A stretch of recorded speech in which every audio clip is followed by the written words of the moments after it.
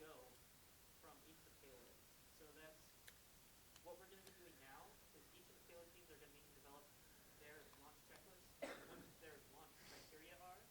So, I mean, if there's not like, we don't have to meet any like factors or be anything live in order to launch. We just need to make sure that everything's working and that everything's like sealed for the most part. So this isn't going to be as critical. But when you see those giant rockets go off, they are constantly monitoring all these different factors, and they have to go through and individually make sure that each of those factors are met before they launch. So that's why we're doing it. And now we're going to be demonstrating that with payload 4. This is payload 4, the special systems payload, or otherwise Dr. Eggman. And so step 1, you want to populate each shelf with the payloads. That is, so in the case of special systems, we made this yesterday. This is our whole payload, and in a very compact space. That's what you want to do when you're going to be soldering things, is make it nice and small and take up as little room as possible. And so taking these shelving units, you want to have everything also organized. And ideally, part of having as little weight as possible is taking up as little room as possible, which is why these guys are so small. And so obviously, a lot of these steps are just to have a quick checklist. So step 1, populating the shelves. Just put it in the shelf.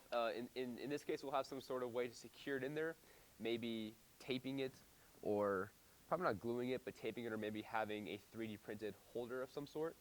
But right now, for demonstration purposes, I'm just going to be setting it in the shelf. Step 2 would be batteries. And again, it's just going to be a matter of putting them in the shelves in some sort of holder or something to keep it steady. I'm having these vertical right now, not that they're going to be like that, but because they fit nicely. And then I've said next you want to be powering on the payload. And in the case of the special systems and the heating, that just means plugging it in. It's a physical switch. And so there's the powering on step. Next would be stacking each shelf and forming the links. On the shelves, there's actually little peg holes that you'll use to connect the shelves together. Right now, we don't have any of those because we did break them. So your next step would be properly connecting your shelves together. So in my case, in special systems case, that looks like having all the electronics on one shelf as well as the batteries, and then connecting it together. But again, in the case of special systems, I know with payload 1 this is true too, you have a whole other piece of your payload, and that is your experimental bit. So that's going to go on the other shelf on its own, where the color sensor is also going to be going. So that's going to go in here like this. Next step, wrapping the heating system heating pads. Here are the heating systems. We will have 6 of these in total. Here's the one I'm using right now. They'll all look the same. You have the battery power will be connected on the inside and turned on, so this wouldn't be there. But these are the heating pads that will actually be keeping your whole thing warm. And here's your temperature sensor. On the bottoms of all the shelves, you might notice that there are holes. Those are to pass cables through easily. One of the big advantages of this is for the heating sensor, for the thermal sensor. So you want to pass it through the holes and get it in a place where you think that's going to be fairly well representing the temperature of the whole payload. In this case, I'm going to pull it through taut and then just kind of bend it back into place because the wires are rigid. And then so mine is measuring essentially the temperature of this bottom shelf, but it's going to be the ambient temperature in here as well as a rough estimate of what's up here. But it should be about the same over the whole thing. And then this again wouldn't be protruding. But and then you want to get your heating pads in a position that looks good. And it's kind of designed in such a way where you have them vertical across these open spaces. Once you have that in a way you like it, and I would suggest using a little bit of tape to keep it all in place, because the next step is actually wrapping your payload with a heating blanket, right? Actually be turning on the heating system, but by the time it's in there, it's already going to be turned on, so that's more just to have all your bases covered. So I recommend, again, taping your heating pads in place a little bit, because they are kind of unruly. This one actually has very rigid wires. The others have much bendier wires, so it might not be as much of a problem for everyone else, but yeah. And also having the tape there will be redundant, as you'll see in a moment, because we're going to be wrapping everything with space blankets to keep it all nice and tight together. But for the purposes of making that wrapping part a little bit easier, the tape helps. So once you have everything the way you like it, and this is again kind of a rough version of that.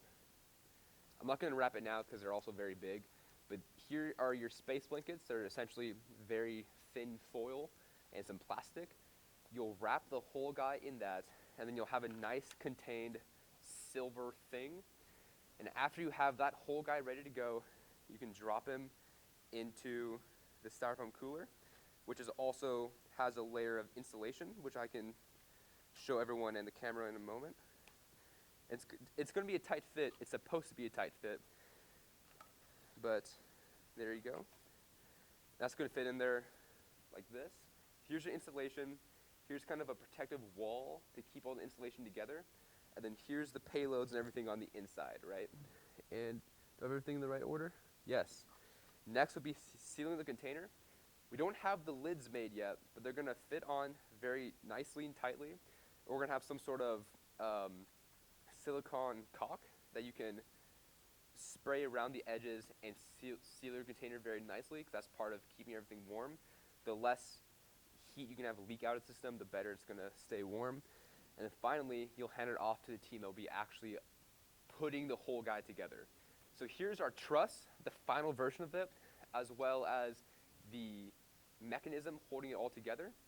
And so this is going to be connected like this on one of the flat sides of the styrofoam cooler, in which we'll be using special tape to keep it all together.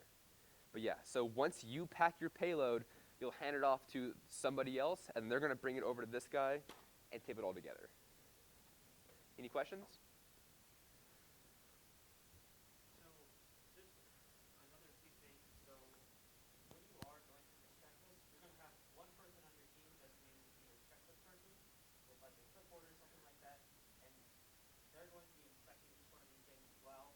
You have a couple people working on it, checking them off, and then once you hand off your payload, we're going to ask you, the main person, which I guess you don't really do quite yet, but the main person who's going through that checklist is going to ask you if like you are flight ready.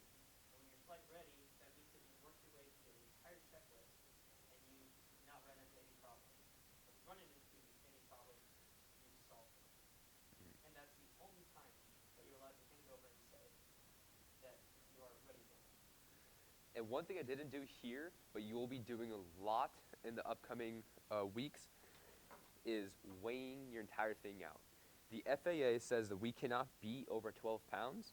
If we are over 12 pounds, we need to work really hard to cut the weight down or get a special okay from them, which we shouldn't be relying on that happening. So even though you probably won't be doing the day of launch, because ideally you know your weight by that point, you guys should get in a habit of weighing everything out. And so just for the purpose of demonstration, the heating systems are all pretty uniform in weight, as they're all pretty much exactly the same thing. But I will weigh it here just for the purpose of having it done. And also, we want to weigh everything in grams, because we want to teach you guys good science now. Don't weigh things in ounces and pounds. That's bad. Technically, you're not weighing it, but whatever. So the heating system weighs 184 grams. The special systems payload weighs 40 grams. The scientific payload has a mass of 27 grams, but so on and so forth. You want to have a really, really good handle on all these different measurements, because when launch day comes, we're going to have a very concrete barrier of you cannot be past this number. So again, on launch day, when going through the launch checklist, you probably won't be doing this, as you should already know what the weight is. But yes, everyone needs to get in the habit of getting numbers on their things. For just the purposes of filling the sheet out today, when everyone goes through their checklist today, or some version of the checklist, we're going to want to hit these numbers. So you hit the number for what your electronics is, everything Yep. except for your Everything being batteries or just this. Everything. So not Not heating though. not the styrofoam, not the pre-structure. Not the heating. Okay. So batteries plus payload weigh. Ooh. And so it might not all fit at once. It fits. It's just So we have other categories that can 148 grams.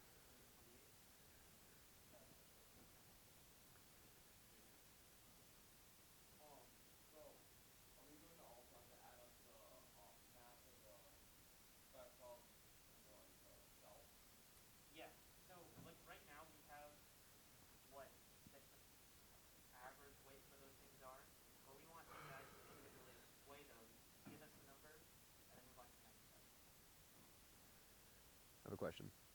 Does the styrofoam, does that include the installation? Okay. Any other questions? Any concerns?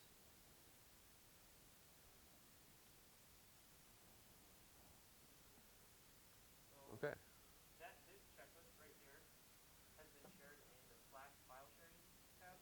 So each of the payloads should try and work on this today, and by at least the end of today, have a pretty pretty good first draft, and then we might go through some iterations depending on how in detail it is, because more detail is better. Like by the end of today, you might not have your whole thing soldered. I'd be shocked if you did. That'd be very impressive. But like soldering, you're gonna add the weight of the solder. You're gonna add the weight of the wires to it. However, if you have it already breadboarded as neatly as possible, that breadboard system will weigh more than the soldered version will. So like for example, today, at least with payload 2, we have it all on a breadboard.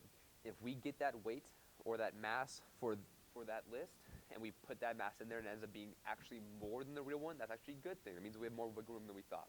So even if you don't have everything as tightly and as secured as this guy, still put numbers in there the best you can.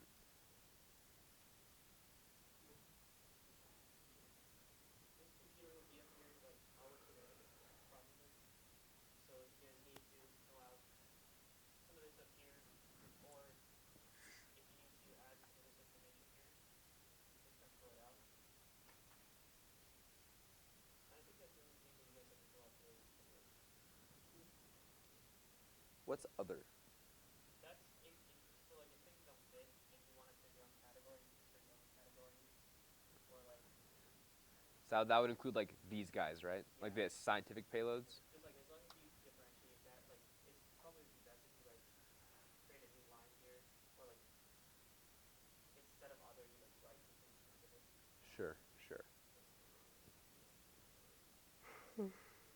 Sounds good. Any questions? Anything before we wrap this part of it up? We need to take the weight of the heating blankets too. Uh, But whatever. Yeah, okay. Cool.